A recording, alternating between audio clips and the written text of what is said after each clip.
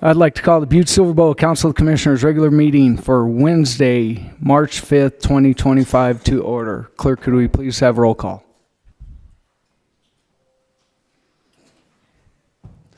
You're abstaining?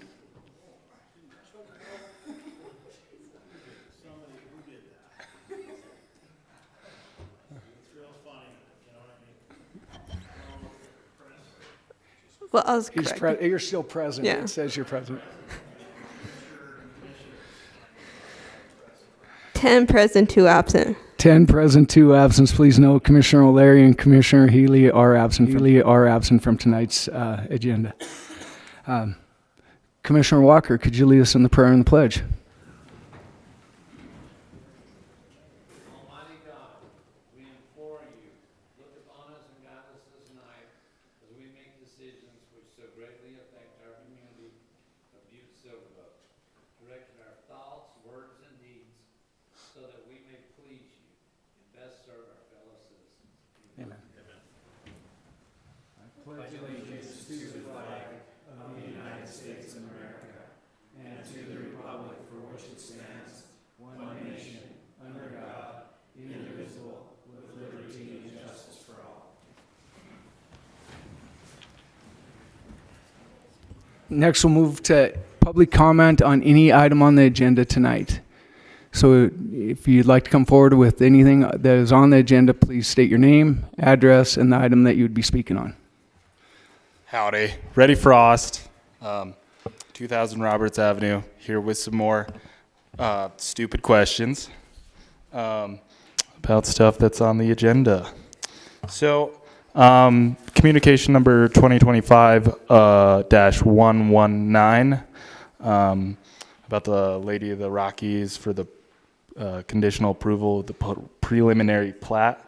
I did some research on this, and it looked like they applied for this in 2019 was the only documents that I could find online. And if they've been asking for, an extension since then, what are they doing? And how can we find out more? That's the question I had on that. And then looks like there's another subdivision going in. It says Painted Meadows. Let me find that one. Shucks. I'm looking for it. I'm sorry. It looks like 2025-133. Who's doing these subdivisions? Where can I find out information on who's doing them and what what's going on there? I'd like to know. Is that just a planning board thing, or that's my questions. Thank you. Thank you. Any other public comment on any item on the agenda tonight? Seeing none, we'll move to approval of the minutes. Commissioner Morgan. Thank you, Mr. Chief Executive. At this time, I'll make a motion that we approve the February 19th, 2025 regular meeting minutes. We have a motion and a second to approve the February 19th regular meeting minutes. Is there anything on the question? Could commissioners please vote?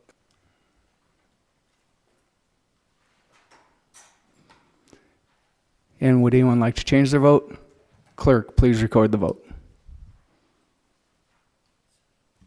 10 yea, 0 nay. 10 yea, 0 nay, motion passes. We do not have any items that are not addressed on the agenda tonight, so we'll move on to the Chief Executive's report. I wanted to report that we have some dignitaries coming to Butte-Silver from Ireland. We have the Attorney General. His name is Rosa A. Fanning. Will be coming to Butte. We were hoping that we would have, and along with Sierra Trainer, who is the Deputy Counsel located out of San Francisco, but is from Ireland as well, that they'll be coming to Butte for the parade. We were hoping we were going to get them here the full day. They tried to get hotel rooms in Butte, and we're unsuccessful of getting hotel rooms.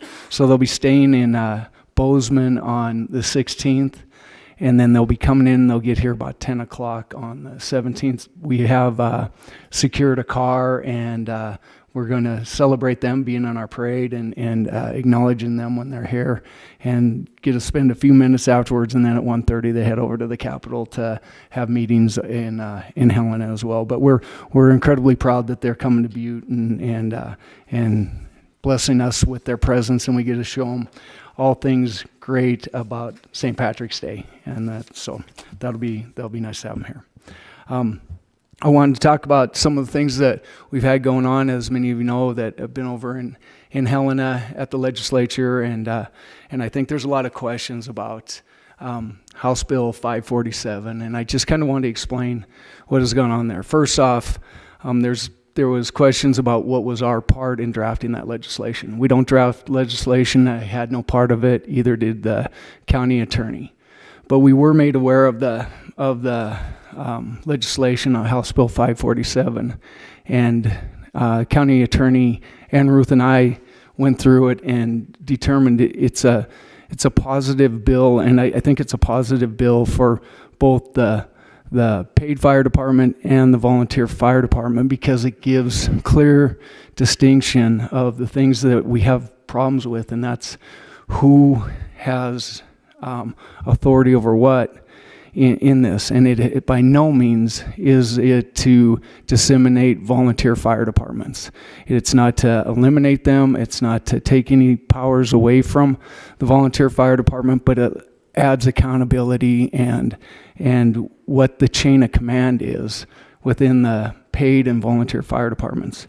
So as we consider the implications of House Bill 547, it's important to recognize the significant opportunities the bill presents for the community. This legislation was championed by Scott Demarius, which is out of Anaconda, Deer Lodge. They're the only other consolidated government, so he's the one who drafted this legislation. And it's to revise firefighting laws for the consolidated city-county governments like ours. What does it do? And this is what we see. It improves fire services. The revisions proposed in House Bill 547 will allow us to better organize and fund our fire department, so we allocate that. We will sit down with the Director of Fire Services and the fire chiefs of the volunteer fire departments and determine fire budgets for them, so that it's open and it's transparent and people can see what's going on with that. We'll have updated operational procedures, streamlined structure. The big thing about this is community safety. With enhanced fire services, the safety of our community will be significantly bolstered. We want our firefighters to be better trained, better prepared, and better coordinated. And that's one of the things that I think that we've lacked in this. It'll give us the regulatory compliance. One of the things that we have to worry about when we do these things here is, how does that impact us legally? When we talk about safety and liability, we need to have accurate records because of our workman's compensation, for our insurance that we have. We need to have training records accurately updated and shared with everybody. Facility and equipment insurance that we have within those. And so coordinating those efforts together and making it as open and transparent as we can with all services, so that we can coordinate that and we can get past the divisiveness that has happened between the paid and the volunteers. It's a time for it to turn the page. And what it does, it takes us back to where our charter, when it was drafted. And the charter says explicitly, the chief executive shall be the head of the Butte-Silver Fire Department, and he shall appoint paid members upon recommendation of the director of fire, from the fire department, the director of fire services. The director of fire services shall be responsible for the administration, coordination, and paid and volunteer fire department personnel, fire prevention, code enforcement, and shall have entire command and control over the persons connected with the fire department. It's important that we do this, and it will be my direction that the Director of Fire Services, if this legislation is passed, that he sits down with each of the fire chiefs and coordinates together. I think we've made strides with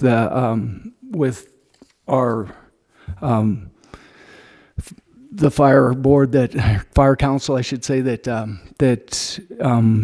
Commissioner O'Neill is now on. I think you guys had your first meeting yesterday. And County Attorney Enruth reported to me that it went pretty well yesterday. This is by no means a target on anybody. It's to do exactly what has been tasked of me and asked me, and Commissioner Fisher directly looked at me and said, you need to do something about this and you need to fix it. It's been 48 years that there's been a division of what's happened here, and we need to fix this, and we need to bring these departments together. And so that's why County Attorney Enruth and I both went over and testified as a proponent for this new legislation that's there. And so that has gone on. We're over there. We've been at the legislative session. I guess one of the things people ask is, why didn't we get that to people sooner? We hadn't made a decision where we were going to stand up until that point. And we go over and testify on a lot of stuff. We don't draft the legislation. We're made aware of it, and then we get over there when we can to testify for it. And so we've been proponents of different things on bills that are affecting our mills, the taxable districts that we have, about the ability of Montana League of Cities and Towns and MACO to represent us. There's a lot of different things that affect us over there. And so all of those things are times that we go over and we lend support or opposition to bills that can affect us locally here. So I know that there's a lot of emotion around a lot of the things that we have going on, but make no mistake about this. This is nothing to attack any group at all. This is to try to improve the continuity, the hierarchy that as we go through, and what the chain of command is within the fire department. And so we're working hard to get that done. And so with that, I think it's important for us to be working together and listening to everybody, and then we'll move forward. So with that, I'll close the Chief Executive's report, and we'll move on to Section 1, bid openings, public hearings, and/or presentations. We have one presentation tonight. It's communication number 2023-81. County Attorney Raines, do we have proof of publication? Oh, we don't need on that one. I'm sorry. No. We got our presentation. That's right. I'm so used to asking our county attorney for this and this. So we have our presentation, communication number 2025-81, Kelly Moody, Senior Companion Program Director, requesting Council Commissioners authorization to schedule a presentation on March 5th to request a continuation of financial support for Rocky's Rooster Grandparent and Senior Companions Program. Welcome, Kelly. Welcome. Thank you for having us. I do want to make a small correction. It's foster grandparent. Oh, I thought it was, but I was like, maybe they, when I first got it, it does say rooster on it, but it's, yeah. So can you touch the button there? Sometimes it won't Right light there? up, it just can, yeah, let's see. How Just about now? There you go. Okay. Yep. I'm a pretty loud person as is, but still. Hi, I'm Kelly. I am the director of the Senior Companion Program. This is Angela. She's the director of the Foster Grandparent Program. As you mentioned, we're here to not only talk about our programs a little bit, but also to ask for continued funding for our programs, because it's pretty vital in all of our communities. Silverbow is definitely one of mine out of 7. In Silverbow, I currently have 13 volunteers here. So the Senior Companion Volunteers, they help homebound seniors and adults with disabilities maintain independent living through transportation, companionship, and respite. Transportation is the biggest need within our communities. So getting our seniors who are homebound to the grocery store or medical appointments is pretty vital. And also day-to-day errands. Something simple as just going and getting your hair cut, which is pretty important, especially when you can't get out and grocery store and medical appointments and so forth. Our volunteers, they have to go through a process to be qualified. Poverty, 200% poverty is one of them. Background checks and and 55 and older, right? I'm almost there, so of course it kind of went over my head. Anyway, so 55 and older, background check, and they have to meet the 200% poverty. Volunteers are very hard to come by, even without those qualifications, but it's still important. Our volunteers receive a stipend and mileage reimbursement through our programs through AmeriCorps. So funding is very vital, not to mention it helps us with our 10% match that is required with our grants. So today, we're asking for $10,000 to be divided equally, $5,000 per program, which for my program, and I'll let Angela talk about hers, it'll go towards the transportation costs, which there should have been a handout in your packets that go over what the costs were in FY24, if I'm not mistaken. So anyways, those were the costs for the Butte-Silver Boat, or just Butte volunteers, to support those clients that they serve. Trying to think, recognition is also an expense that we give back to our volunteers. So part of that would also go towards the recognition. I do surveys, and the biggest requests were gift cards, gas gift cards for them, to help them not only in their own personal, but also what they're doing for our program.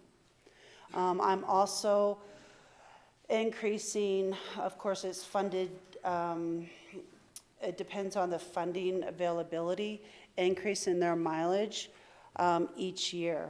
Last year it was 45 cents, this year it was 50 cents.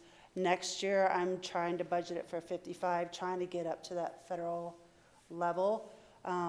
So increasing the support will also help me increase that with the funding. So I guess I'll just turn it over to Angela so she could talk about her program. So the foster grandparent program it works with kids in the school district, early Head Start and Head Start classrooms here in Butte and Silver Bow. They work with kids who have special and or exceptional needs that the teachers have identified as needing just a little bit of extra support in academics, reading, math, social skills. With those younger kids, it's needing extra fine and gross motor skills, rocking babies, and just those kids who are at risk is a lot of it. And because, you know, when the teachers have a classroom of 20, 30 kids, we all know that they don't have time to provide a lot of individualized attention. So the volunteers can provide some of that one-on-one mentoring and support to give those kids extra support that they need to hopefully be successful and get them where they need to be. A lot of the teachers, I have testimonials from them that, you know, having that volunteer sit with them for an hour a day, they can make huge gains. And so that's really what they're there to help them do.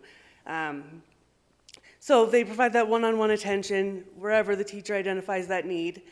There are currently 19 volunteers here in the Butte community. A lot of the support that Kelly mentioned is going towards that mileage reimbursement and looking at that 55 cents a mile and trying to raise that.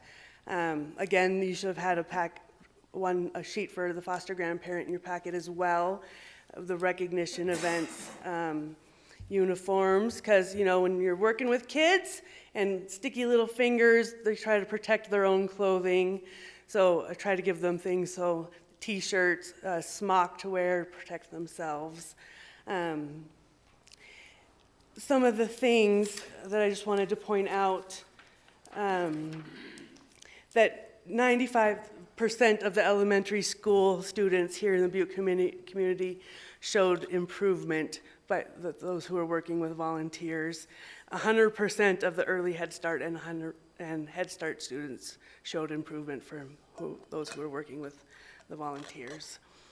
So that's, you know, in a nutshell, what the foster grandparent program does in a really quick, brief nutshell. So any support you can provide is super helpful to us in meeting that match and helping the volunteers in your community. So we greatly appreciate that. And I was just going to add that the federal mileage rate is 70 cents, so we're still quite a bit under that and trying to just get there. So, Is that good? was there anything else we wanted to say? I feel like we really rushed through that, so. No, well, we really appreciate and appreciate the work that you do and the foster grandparents do and the programs that you serve. Are there any questions, Commissioners? Commissioner Shea. Thank you, Mr. Chief Executive. I don't have any questions, but I do want to express my thank you to you folks and also to all the volunteers. I think right now it's really important that what we do is, as a community, is support each other however we can. I think that it's missing in some areas where connections are being disrupted and the feeling of community is not as strong as it once was. So thank you for being part of the solution, as you always have been, but I do think it's even more incredibly important right now. So please pass that on to your volunteers, and you guys, thank you as well. Absolutely. Thank you, Commissioner Shea. Commissioner Thatcher. Thank you, Chief Executive Gallagher. Thank you both for being here. I always appreciate your information. Just a couple questions. Are you anticipating with current leadership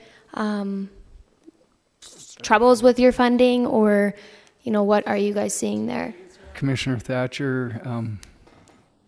That, Yeah, go ahead. I would just say, we don't know. It's a day-to-day thing. I mean, we were on that list of initial federal funding freezes, you know, but obviously there's been lots of developments since then, and it's a day-to-day thing. I don't know if you have anything to add to that, but. Yeah, we haven't, you know, once again, with AmeriCorps and CNCS as a whole, they're doing everything they can to not be on that chopping block, so they've asked us to do what we can to just be in compliance, and that's what we're doing.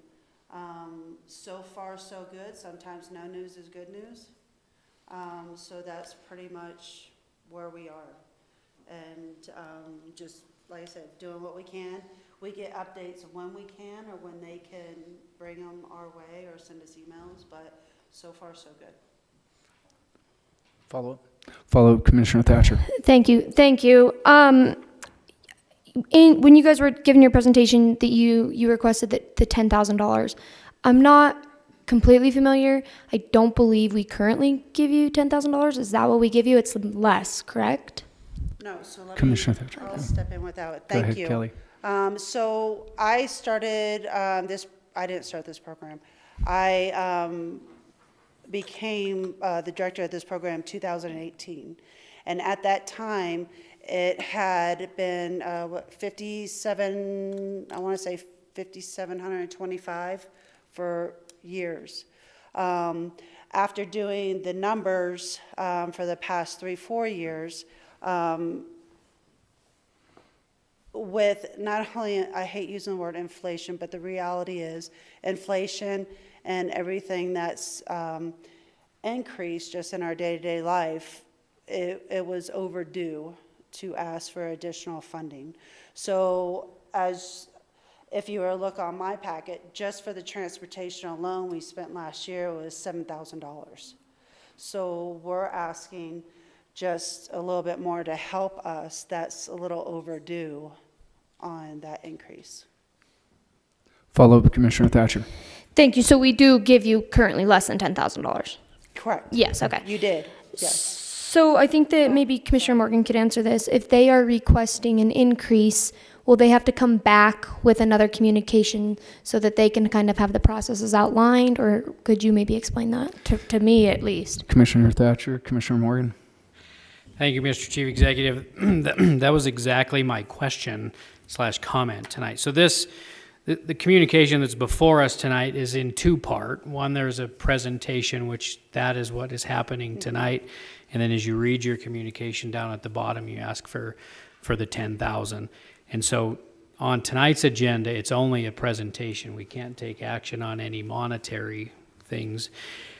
But that was my question, to see what the proper avenue would be for that funding, because as you know, you can't just write a letter, ask for 10,000, the council just willy-nilly just hands it out. So there must be a proper procedure of how to amend that. I was hoping maybe Chief Executive Gallagher or even Finance and Budget Director Hassler would be able to answer that, just so you guys can get onto the same page, and we all can too. I think, you know, this communication is held in the committee of the whole, so it will be on next week's agenda. Usually it's at that point presentation's done, and then it's placed on file, but there is an opportunity for discussion next week as well. But can anybody answer that? Commissioner Morgan, I believe that we would need to work with the county attorney, amend the contract as currently stands, and bring forth a contract that would be requesting the $10,000 to the commissioners.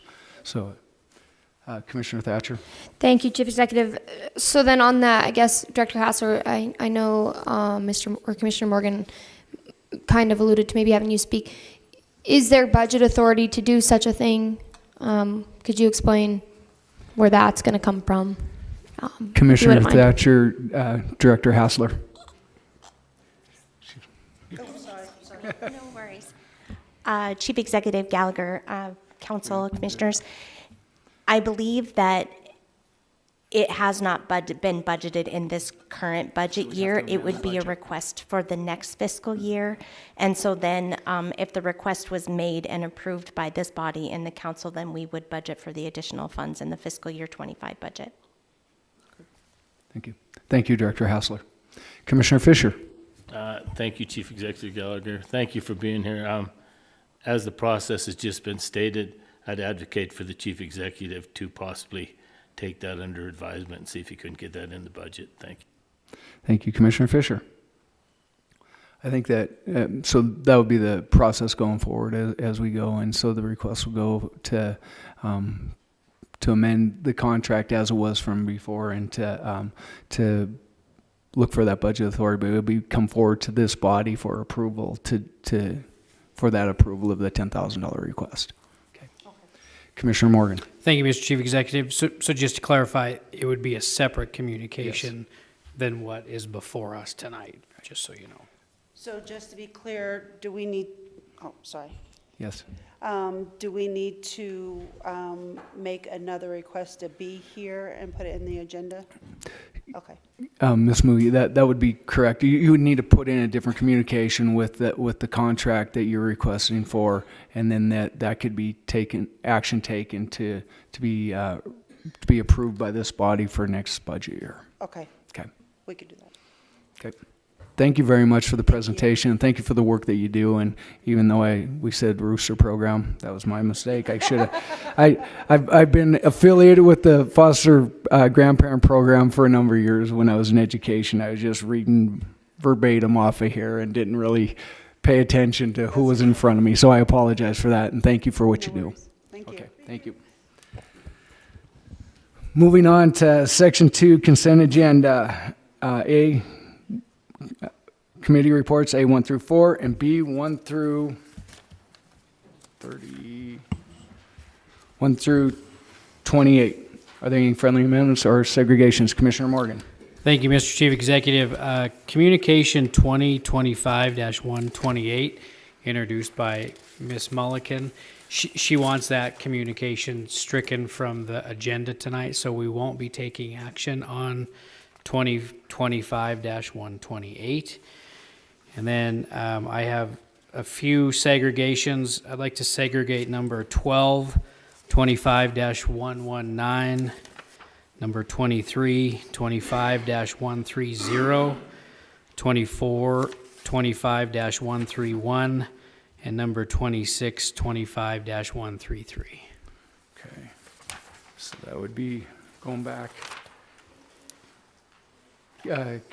Item number 12, communication number 2025-119. Item number 23, communication number 2025-130. Item number 25, communication number 2025-132. And number 26, communication number 2025-133. Commissioner Fisher. Just a couple corrections on that. Did I miss? Should be number 2425-131, Oh, 24. and then number 1825-125. How did I miss it? You were Here- going here, so fast. Here, I'll just go back through. Number 1225-119, 1825-125, Gotcha. 2325-130, Got it. 2425-131, and number 2625-133. Got it. Commissioner Fisher. Thank you, Chief Executive Gallagher. I would like to segregate number 27, 2025, 134. Okay. Any other segregations or friendly amendments? Seeing none. Commissioner Morgan. Thank you, Mr. Chief Executive. At this time, I would make a motion that we approve Section 2, the consent agenda, A, committee reports 1 through 4, B, communication 1 through 28, with the exclusions of no action on number 2025-128, segregated number 12, 25-119, 18, 25-125, 23, 25-130, 24, 25-131, 26, 25-133, and 27, 25-134. We have a motion and a second to approve tonight's consent agenda. Is there anything on the question? Could commissioners please vote?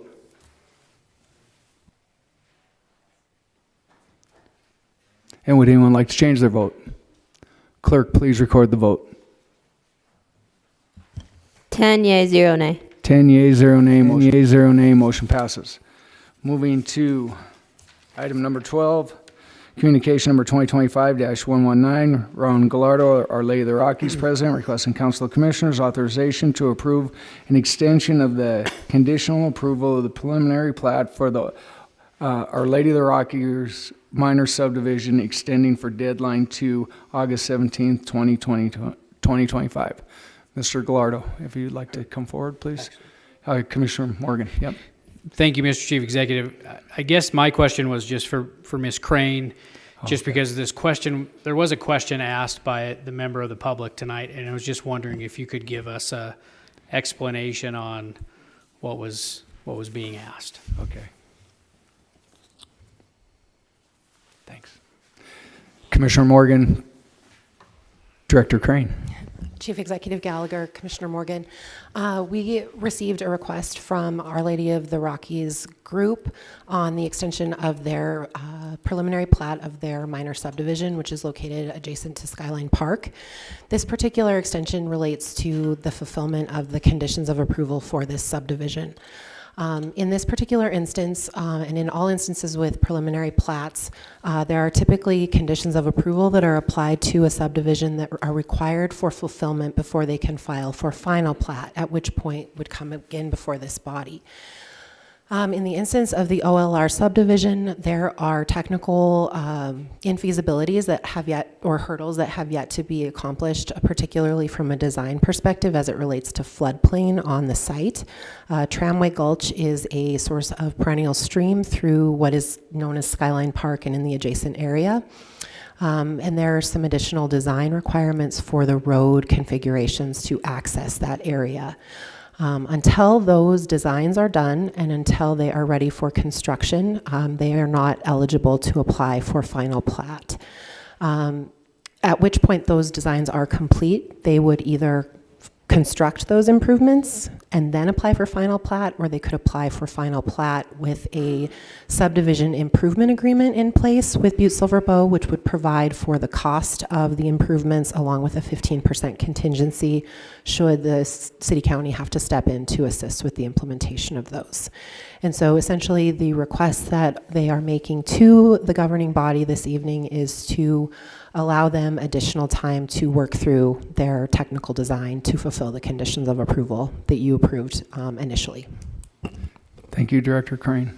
Commissioner Morgan, is that okay? And I'd just like to allow Mr. Gallardo, if you'd like to just kind of explain the explanation for wanting the extension. Well, yes, and I want to thank the Council of Commissioners for entertaining this extension for us. I think Julia has talked to some of the technical things more so than I can. I am not an engineer. I have ascended to the president of the Our Lady of the Rockies at the beginning of this calendar year. So I am not really detailed with what some of our technical issues are.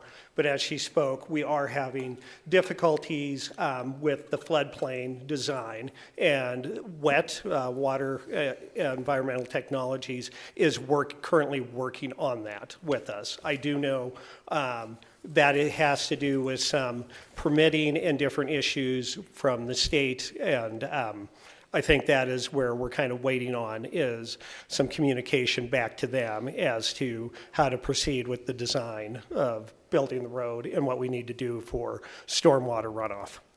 Thank you, Mr. Gallardo. Commissioner Morgan. Thank you, Mr. Chief Executive. Thank you both for the explanation. That answers my questions. At this time, I'll make a motion that we concur with communication 2025-119. And place on file. We have a motion and a second to concur and place on file communication number 2025-119. Is there anything on the question? Commissioner Fisher. Thank you, Chief Executive. In the communication, it states extend the deadline to April 17th, 2025. In the PDF, it says extend to April 17th, 2028. I think the 28 is more Appropriate. than the 25. So we could make that correction. I believe it was probably just was a typo or miss on that. So do you want to amend or make a correction? Commissioner Morgan. Thank you, Mr. Chief Executive. We actually take action on the communication itself as it's defined. So the communication is correct, and this is a typo in the caption. In the caption. But I will amend the motion to make sure that it's as amended for April 17th, 2028. Thank you. We have a motion and a second to concur and place on file communication number 2025-119 as amended. Commissioner Mankins. Thank you, Chief Executive Gallagher. Just a question for Mrs. Crane. Technically, so if we did not make this extension deadline to that particular date and we declined it, where would that set it, or what would that look like, or would that be anything different in the time frame? Or Commissioner Mankins, Director Crane. Chief Executive Gallagher, Commissioner Mankins. In this particular instance, the governing body extended the existing preliminary plat through, I think, April 27th? 25th of this month, or of next month. And so there are two alternatives. One, Our Lady of the Rockies would need to submit final plat by them, which means they would have to have fulfilled all of those conditions within the next month and a half, or they would need to rescind their application and they would need to reapply for preliminary plat. Thank you, Director Crane. Okay. So we have a motion and a second to concur and place on file communication number 2025-119. Is there anything else? Could commissioners please vote?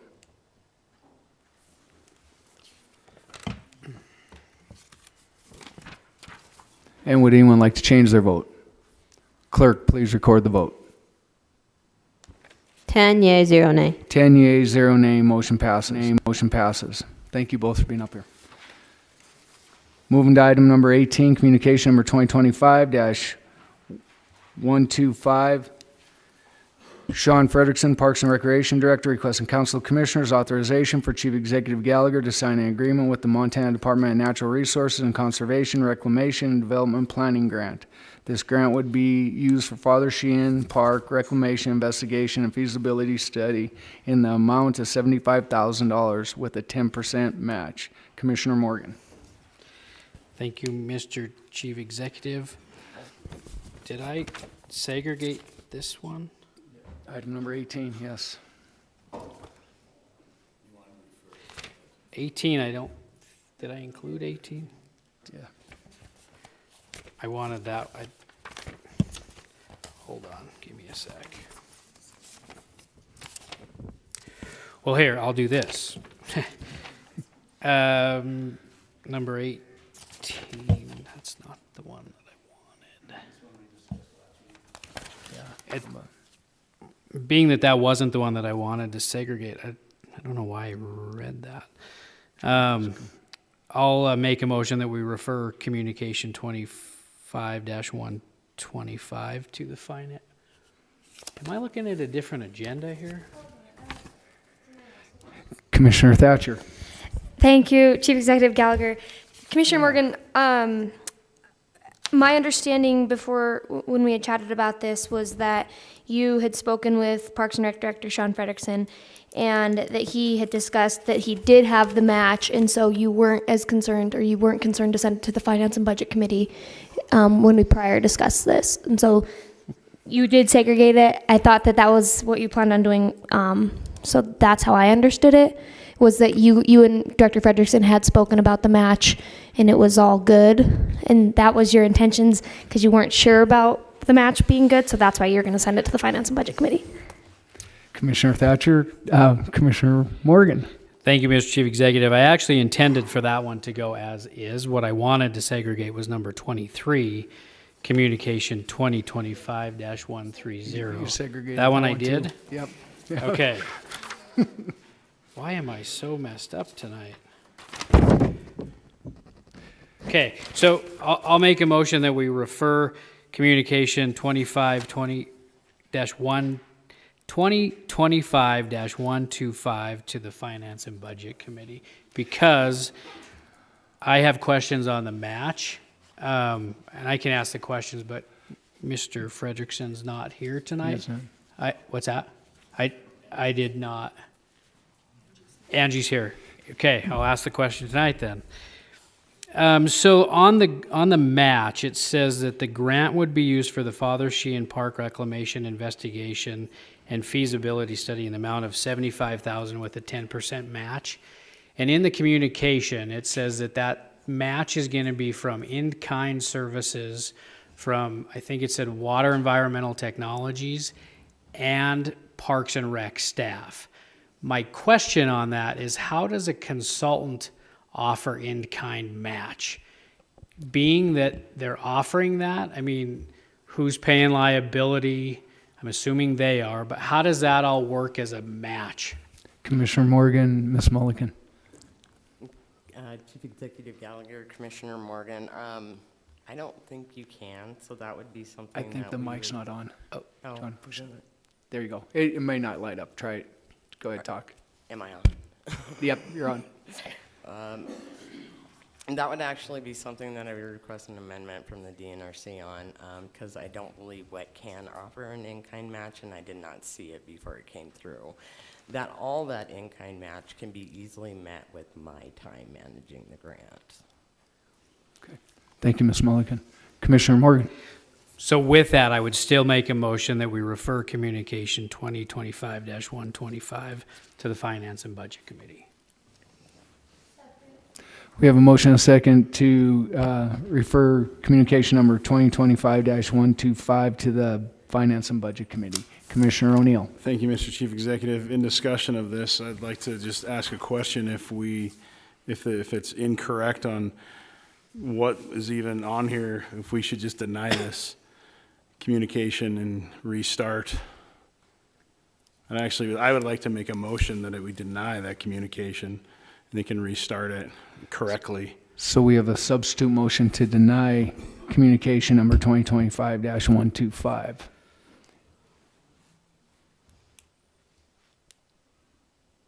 Seeing there's no second, we'll go back to the original motion. Commissioner Fisher. Thank you, Chief Executive Gallagher.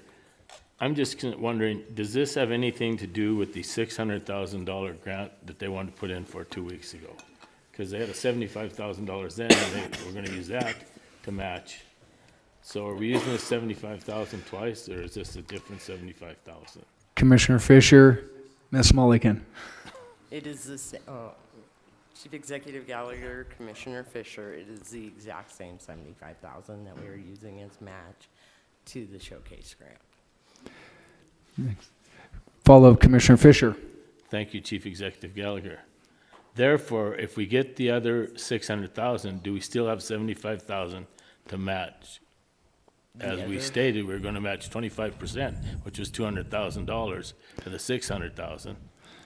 And then we had another 75, so my concern is, this 75,000, how many times are we gonna use it before we finally run out of $75,000 matches, you know, before we know we're getting any grants? Commissioner Fisher, Ms. Mulligan. Chief Executive Gallagher, Commissioner Fisher. So we have the $75,000 grant that you guys are referring to the Finance and Budget Committee tonight. That is part match. The other $75,000 is coming from a conglomeration of different types of in-kind. So we are matching almost $30,000 that we're estimating to pull out the tennis courts. We're matching our time for grant administration. We're matching our time for project management. There's a whole calculation. I can show you the spreadsheet of how we came up with everything. But there's a lot of in-kind coming from BSB. Thank you, Ms. Mulligan. Thank you, Chief Executive. Thank you, Angie. I'm glad you're keeping track of everything. Commissioner Thatcher. Thank you, Chief Executive Gallagher. I guess along with the confusion maybe a little bit, Ms. Mulligan, wasn't the showcase grant the one that we struck from the agenda tonight? Yes, that was a miscommunication. We received information from our engineer on that one. Oh, I'm sorry, we forgot. We can't talk about that communication. Okay, so then Okay. follow up Commissioner then. Thatcher. Sorry about that. I just maybe needed a bit of clarification on that. This question is going to be to Commissioner Morgan. What is the goal now then? So what's your goal of sending it to the Finance and Budget Committee? What answers are we looking for? Commissioner Thatcher, Commissioner Morgan. Thank you, Mr. Chief Executive, Commissioner Thatcher. So, as we sit, the communication that was before us said that the match was going to come from in-kind services, which we identified tonight can't be used. So by having this communication go to Finance and Budget, that discussion can happen at Finance and Budget. Maybe they can find another way of matching that 10% match, and then if the Finance and Budget is okay with it, they can move it on from there. Thank you, Commissioner Morgan, for that clarification. Okay, we have a motion on the floor to refer communication number 2025-125 back to the Finance and Budget Committee.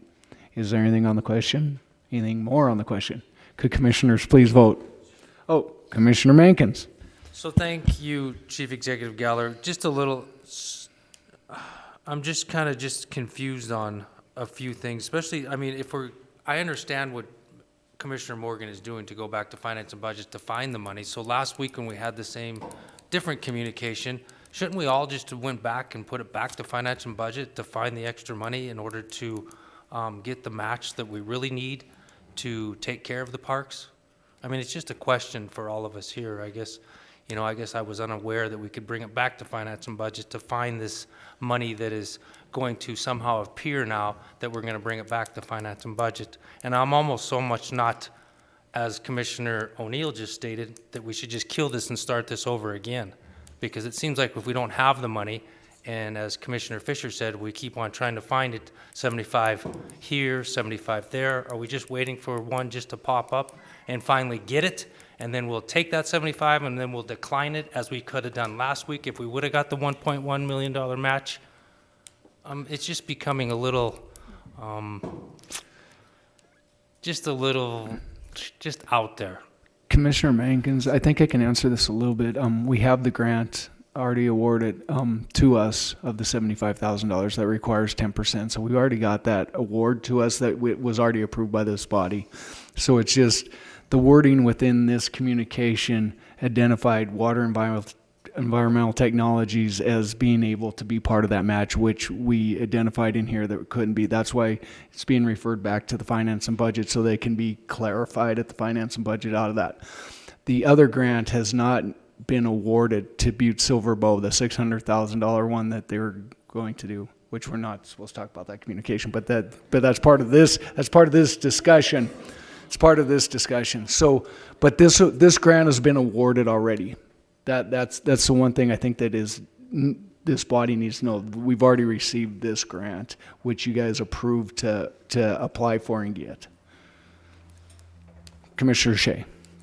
Thank you, Mr. Chief Executive. Just looking at attachment B, the budget on the grant, where it shows the in-kind, the 10%, which is $7,500, not $75,000. It looks like once we get that in committee, we can work to amend that so we can take out the wets in-kind and make it the whole $7,500 Butte-Silver in-kind match to that on that $75,000. That grant award is, correct me if I'm wrong, eligible to be used as match for the other grant. It's money we already have, but it would count as match for fulfillment for the requirements of the other grant. It's not additional money. It's basically like, if we get this grant, we can do double duty with it because we can do the work with the grant money, and that also counts towards the match of the bigger grant. Is that correct? Thank you, Commissioner Shea. That's correct. Okay, Commissioner O'Neill. Thank you. And again, sorry, this is very confusing, so I just want to make sure it's in my head for sure. So I was under the impression we couldn't use other grants to match other grants. I thought that was stated last week from Karen. I thought, and again, if I'm confused, I'm asking because I don't want to be confused, as confusing as this process is going. So not throwing stones, but truth be told, but my other confusion and where I'm going with this is this was submitted incorrectly, and I know we're a team to fix it, but that's why the confusion needs to be answered in my head. So thank you. Thank you, Commissioner O'Neill, and I'll let Finance and Budget Director Hausler speak to it. But what you're talking about is that sometimes that would be considered supplanting unless the grant allows you to use that grant funding as match. It's defined within those grants whether you can or not. But you're right. The Finance and Budget Director last week talked about supplanting funds. And so I'll let her clarify if you would like. Sure. Chief Executive Gallagher, members of council, some grants do allow the use of other grants as matching funds.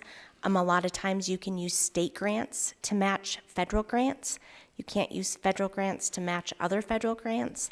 It's usually very clear in the grant documents what is allowable as a match, and that's just what we follow. But there are definitely restrictions against using some grant dollars to match other grant dollars. We just have to be aware of that in the grant documents. Thank you, Director Hausler. Okay. All right. So we have a motion and a second to refer this communication back to Finance and Budget Committee. Any other questions before we move on? Could commissioners please vote?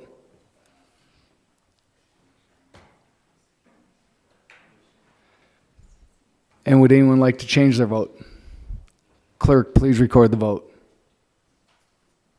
10 yeas, 0 nay. 10 yeas, 0 nay, motion passes. Moving to item number 23, communication number 2025-130. Lisa Carey, Butte-Silver Office of Emergency Director requesting Council of Commissioners authorization to apply for the fiscal year 2025-2026 Homeland Security Grant on behalf of Butte-Silver Water Utility Division in the amount of $260,000. Commissioner Morgan. Thank you, Mr. Chief Executive. Again, on the same premise, this communication I had to refer to Finance and Budget Committee to make sure any proper match was accounted for.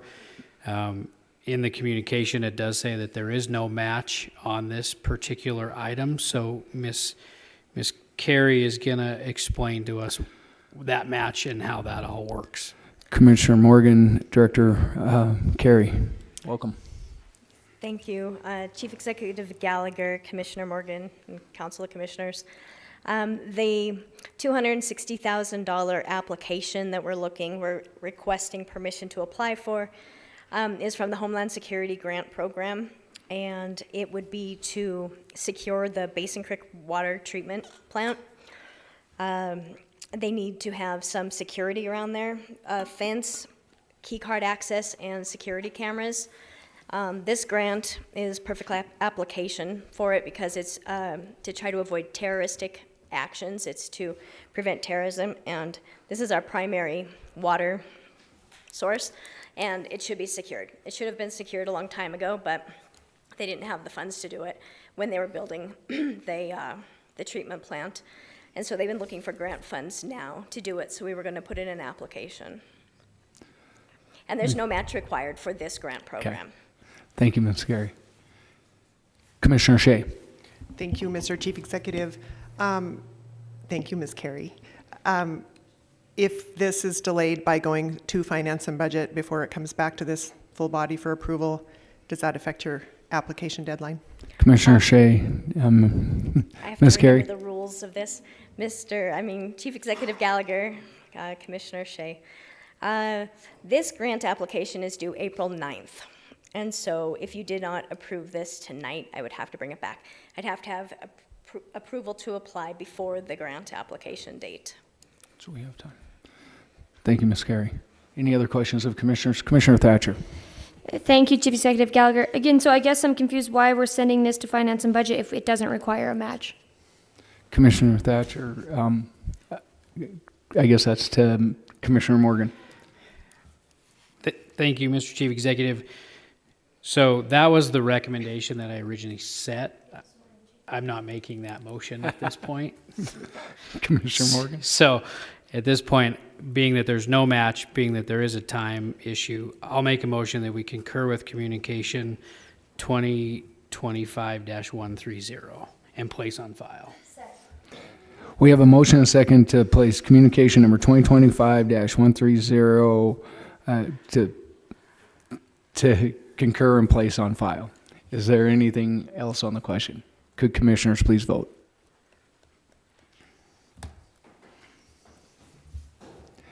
And would anyone like to change their vote? Clerk, please record the vote.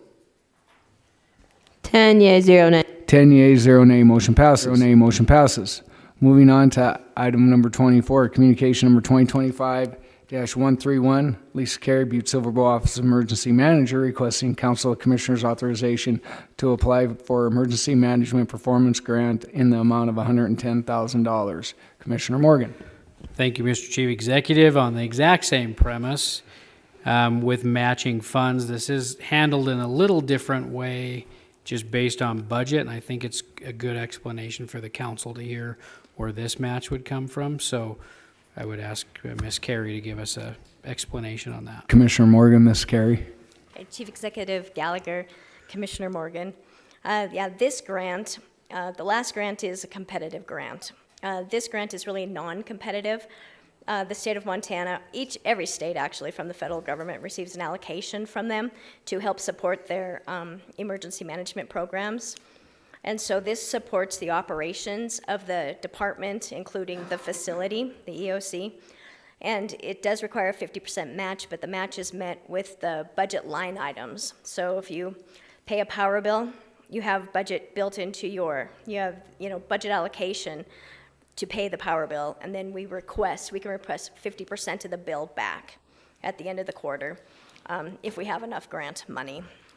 So each year, and I've been here 10 years, and we've had this grant program in place every year that I've been here. The last few years, the money has been a little bit tighter because of the current administration type problems, it's just the funds going back, but we've been able to be made whole each year, recovering 50% of the operating budget. So when I say I'm going to request approximately $110,000, that is my hope. We were made whole every year up to now because they had it supplemented with COVID and ARPA monies. And so, anyway, the match is 50%, but it is built into the budget, and it helps the operations. And if you have any questions about it, it primarily is going towards salaries right now for the amount that we have this year, and we'll have to see how it comes out this year. But last year, with this grant, we were able to pay for half of the new smart board out there, the old smart board. Sorry, my throat's kind of rough. The old smart board failed on us, and so we were able to, because it goes toward the emergency program, replace the smart board with 50% funds from this grant, and had a little bit of extra in-kind match. Thank you, Ms. Carey. Commissioner Morgan. Thank you, Mr. Chief Executive. So yeah, so there is a match, but the match is already budgeted in the sense because you're going to be using budgeted funds to match it because they're already going to be expensed. So it's not like you have to earmark any additional funding for this grant. It's already built into it. That's correct. Like before. Okay. So I'll make a motion that we concur with communication 2025-131 and place on file, being that that's been explained. We have a motion and a second to concur and place on file communication number 2025-131. Is there anything else on the question? Can commissioners please vote?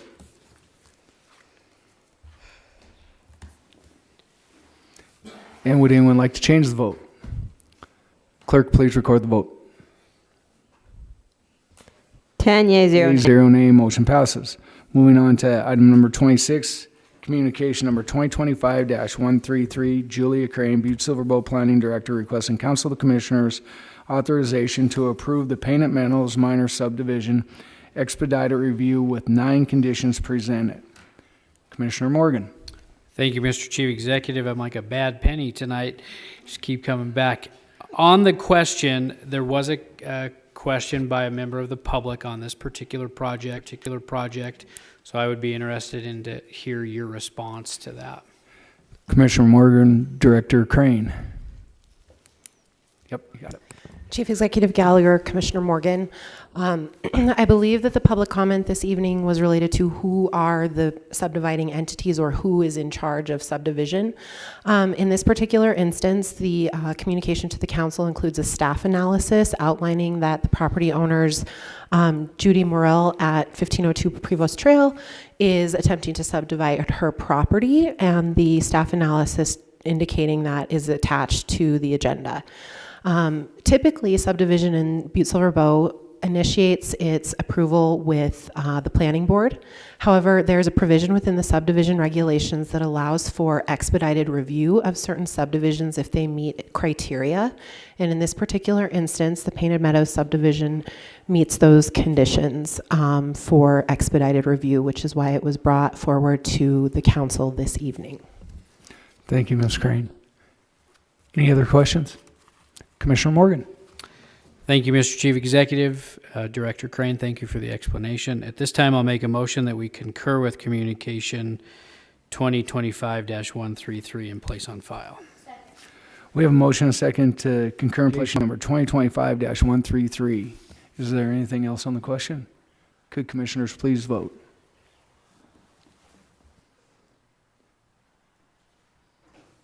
And would anyone like to change their vote? Clerk, please record the vote.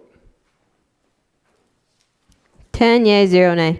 10 yeas, 0 nay, 0 nay, motion passes. Moving on to item number 27, communication number 2025-134, Jim Keenan, Water Plant Superintendent, requesting Council Commissioners authorization for Chief Executive Gallagher to sign an agreement between High Country Boats and Butte-Silver Bow to replace an aging boat that is used frequently during the summer months for maintenance of solar mixers and application of algicide to the raw water reservoirs that supply the filtration plants. Commissioner Fisher. Thank you, Chief Executive Gallagher. Reason for segregation on this is it states that is frequently used, and I'm wondering why we would purchase a $29,000 boat that is frequently used. Commissioner Fisher, I have Director Neary here to answer your question. Director Neary. Thank you, Chief Executive Gallagher. Commissioner Fisher, it's used more than frequently. This is what they spread the aldehyde in the reservoir. They probably use, I know they use it weekly. It isn't something that just every once in a while. The boat that we have there right now is a 2008, but it has a hole in it, and it was, it's not, they're not doing too good with it. So that was the whole reason. They do use it. It's more than frequently. It's something that is needed there. And we do have solar bees out in Basin Creek that we have to maintain also. Thank you, Director Neary. Follow-up, Commissioner Fisher. Thank you, Chief Executive Gallagher. Thank you, Director Neary. I guess I'm just questioning the cost of a boat, you know, a new boat.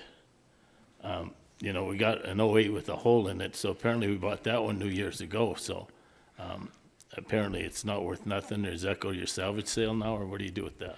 Commissioner Fisher, Director Neary. Chief Executive Gallagher, Commissioner Fisher, yes, that'll go into public surplus. And this boat was approved in the budget this year in our capital. Thank you, Chief Executive Gallagher. Thank you, Director Neary.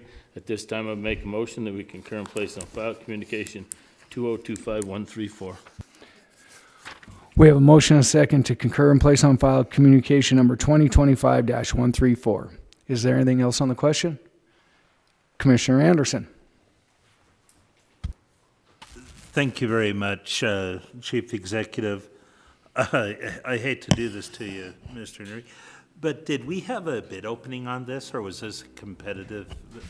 I don't remember seeing this before. Commissioner Anderson, Director Neary. Chief Executive Gallagher, Commissioner Anderson, we just had to get quotes because it was under 80,000. So we did get 3 quotes for the boat. Okay, thank you. Thank you, Director Neary. Okay. We have a motion and a second to concur and place on file communication number 2025-134. Could commissioners please vote?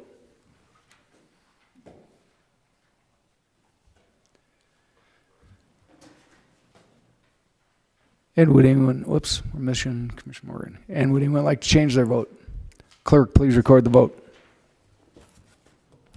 10 yea, 0 nay. 10 yea, 0 nay, motion passes. Moving on to Section 3, ordinances and resolutions for second reading. We have one, Council Bill number 2025-01, ordinance number 2025-01. Clerk, please read the caption. A ordinance amending section 1706.030 of Butte-Silver Municipal Code B-SBMC, which section adopted the zoning map of Butte-Silver, State of Montana, providing for a change to the official zoning district map by rezoning approximately 2.07 acres from M1 light industrial to C2 community commercial, commonly located at 4115 Wynn Avenue, located west of Harrison Avenue. The east boundary of the parcel is adjacent to Wynn Avenue, and the east boundary is adjacent to the CMSP Railroad near Ram Street. The subject area comprises of one property at Sub 14, Section 6, Township 2 North, Range 7 West, Lot 4 through 5. See attached map Appendix A of the City County of Butte-Silver, State of Montana, and providing for the repeal of all parts of ordinances in conflict herewithin and providing for effective date herein. Commissioner Morgan. Thank you, Mr. Chief Executive. I move to place Council Bill number 2025-01, ordinance 2025-01 on second reading and passed, having been deemed fully read at length. We have a motion and a second placing Council Bill number 2025-01, ordinance number 2025-01 on second reading. Is there anything on the question? Commissioners, please vote.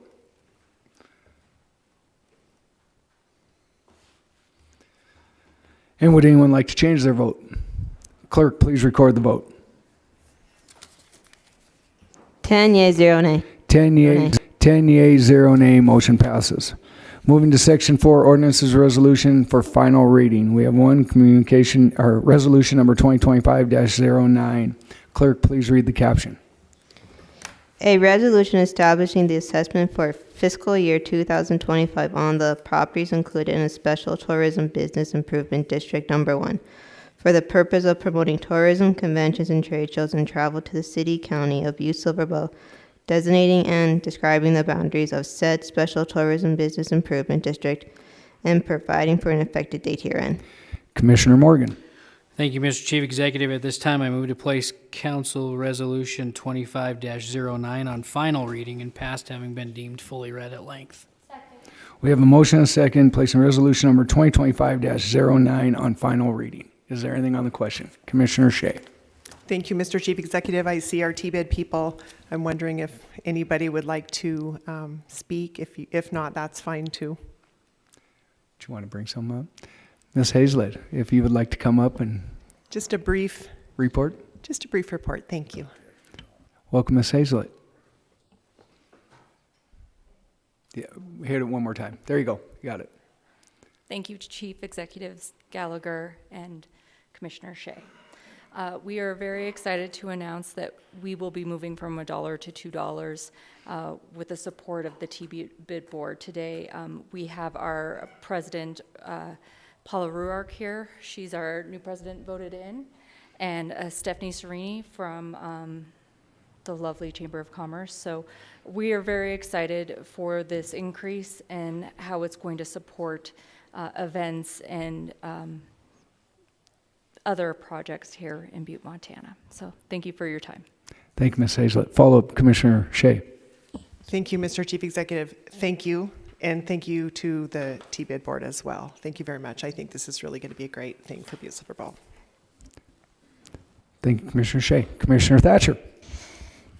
Thank you, Chief Executive Gallagher. Kelly, woo! Thank you. Mr. Rourke, thank you. Staff, thank you. Thank you to the T-bid board. I mean, this is, in my opinion, long overdue, so I'm so grateful for this. However, I would like to remind the commissioners that this does not get us off the hook for a plan for how we wish to spend the money. So we're all still very responsible for that. We must do our part. They did their part. So would just like to remind everybody of that. And Kelly, thank you again. Thank you, Commissioner Thatcher. Commissioner O'Neill. Thank you, Mr. Chief Executive. Yeah! Woo! We'll find some money, Commissioner Thatcher. We'll we'll spend her all for sure. Thank you. And we're stepping up. Butte, Montana's stepping in the right direction. We're finally the double-A city that's raising up past the dollar. So God bless America. I appreciate you guys, everything you do. Thank you. Thank you, Commissioner O'Neill. And I want to personally thank all the members of the T-bid board and Kelly, Steph, and Ms. O'Rourke. Thank you so much for what you did in approving this. It'll mean big things for our community. So with that, Commissioner Morgan, did we have a motion? Oh, yeah, we're on the question. Any other comments? Could commissioners please vote?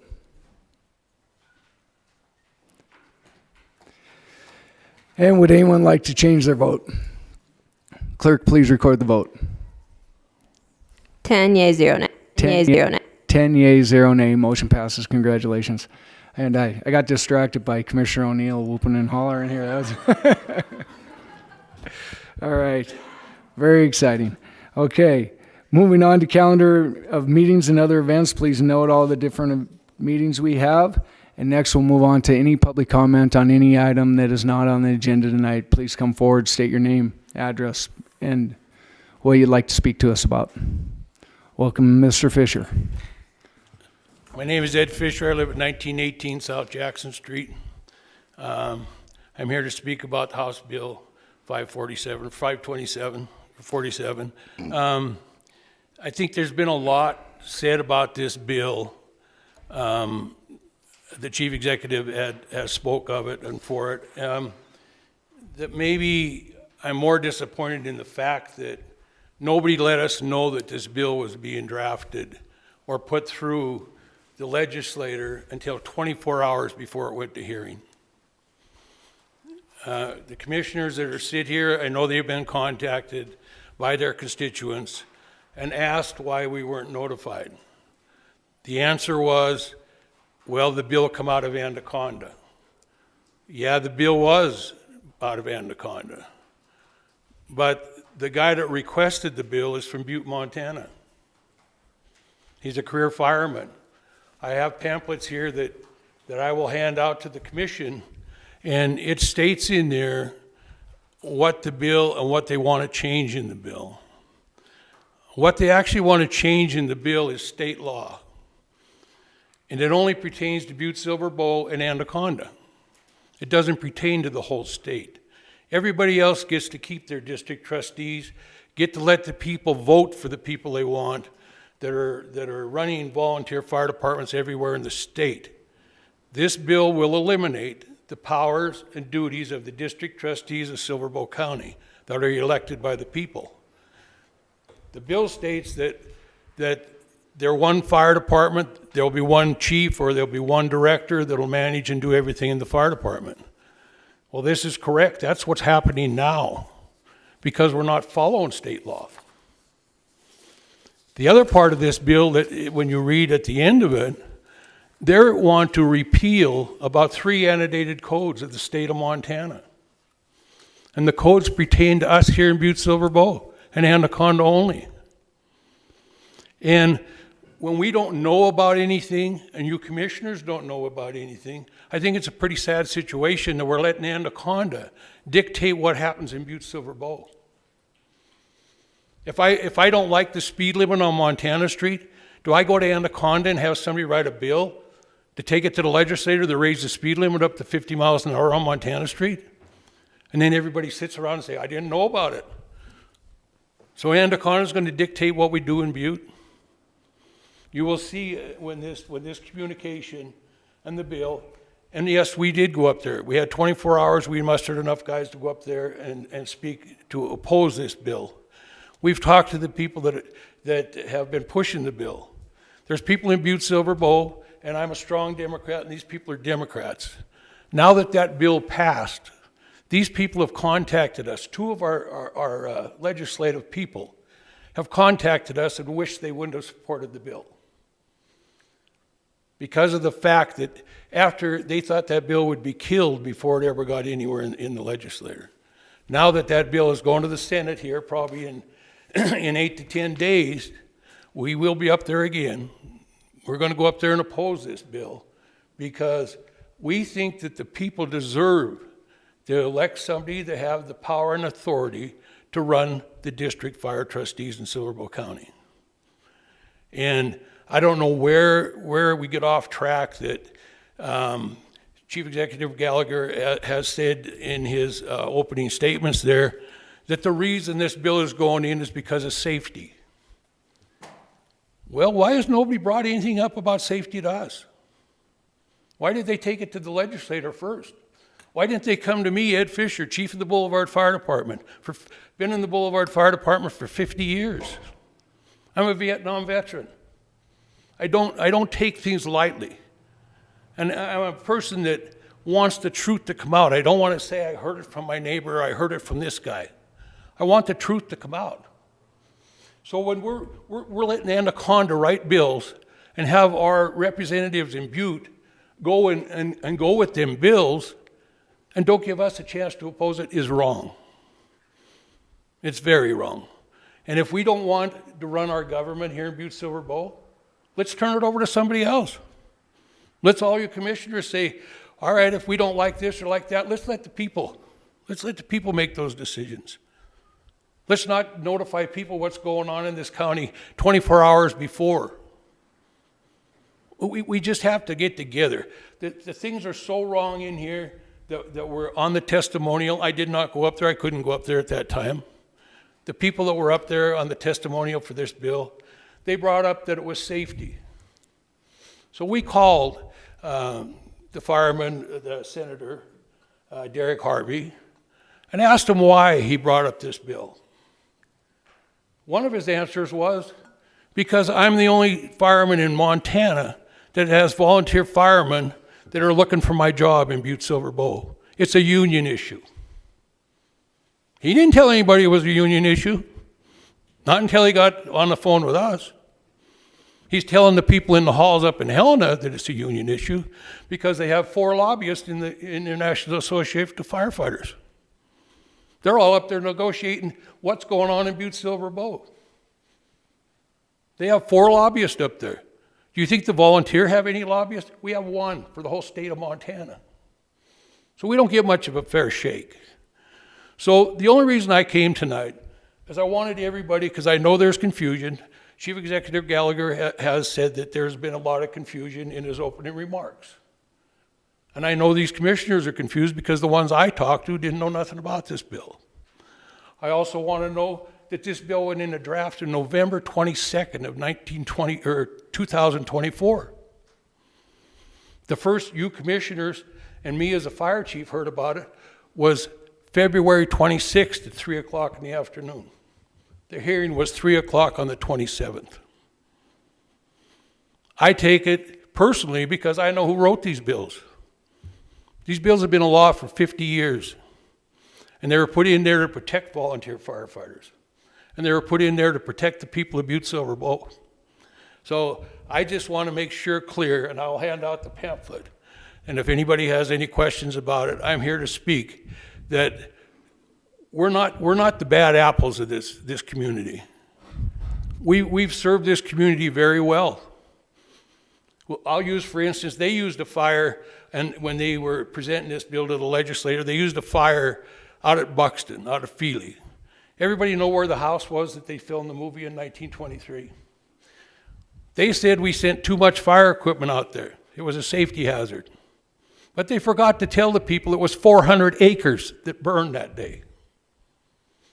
And anybody that wants to look at Boulevard's Facebook, go and look at the pictures. We stopped that fire about 40 feet away from that home. So that's not too much fire protection for me. The people that are 1923, the movie people, were so proud, and the people that own that land sent us a donation. They thanked us for what we did. And now we're letting the Butte delegation stab us in the back by not letting us what they're trying to fix that isn't broken. We can't fix stuff that isn't broke. We can make things better for other people. And I think we're making things better for the people of Butte right now. There's 130 volunteers in the city, in the Butte-Silver Bow. We have a fire in Walkerville a month ago. If you don't have 40 of them volunteer firemen show up, they could have burned the town of Walkerville down. The manpower that the volunteers provide to this community for free is an awful great thing. And somebody should appreciate it. And if it comes to the fact and this bill passes, I got a funny feeling just talking to the volunteers that I talked to. They're not going to sit there and say, I'm going to answer calls and have to go underneath a rule that they don't like.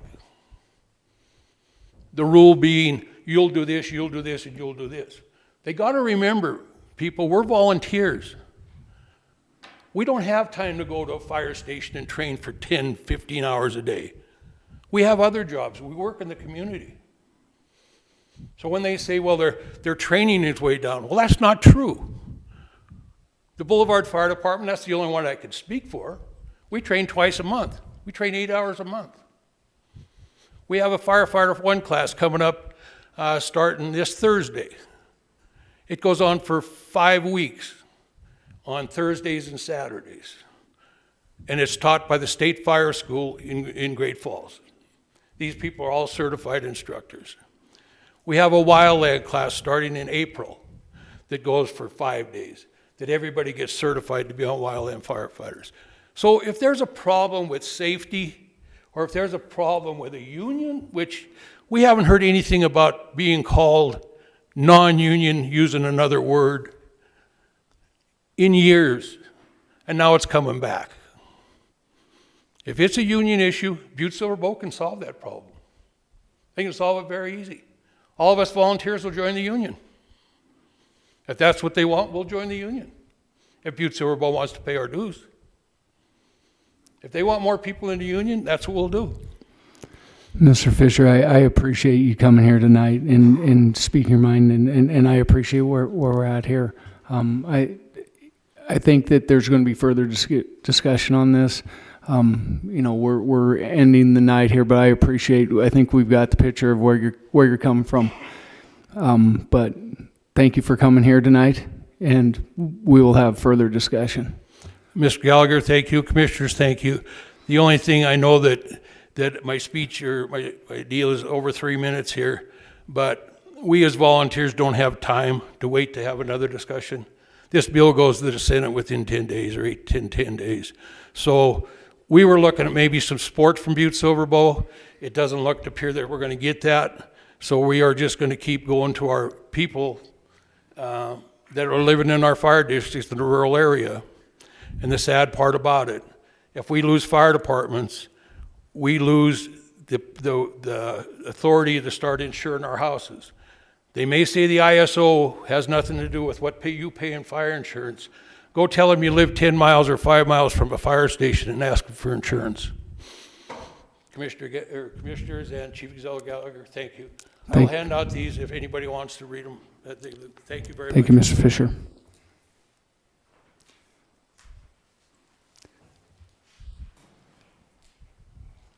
Sorry, it's me again, Reddy Frost, 2000 Roberts Avenue.